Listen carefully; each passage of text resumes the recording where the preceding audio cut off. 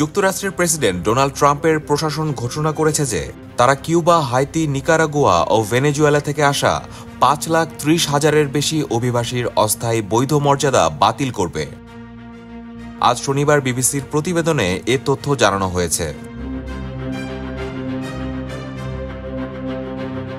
Federal সরকারের এক নোটিশে বলা হয়েছে, এসব অভিবাসীকে 24 এপ্রিলের আগে দেশ ছাড়ার নির্দেশ দেওয়া হয়েছে, অন্যথায় তাদের পারমিট ও বহিষ্কার সুরক্ষা বাতিল করা হবে। বৈধ অভিবাসনের পথ উন্মুক্ত করার জন্য বাইডেন প্রশাসনের সময় চালু হওয়া CHNV স্পন্সরশিপ প্রক্রিয়ার আওতায় এই অভিবাসীদের যুক্তরাষ্ট্রে আনা হয়েছিল। ট্রাম্প দায়িত্ব নেওয়ার পরই এই কর্মসূচি স্থগিত করেন। বিবিসি বলছে, এই সময়ের মধ্যে কতজন অভিবাসী যুক্তরাষ্ট্রে থাকার বৈধ মর্যাদা অর্জন করতে পেরেছেন তা স্পষ্ট নয়।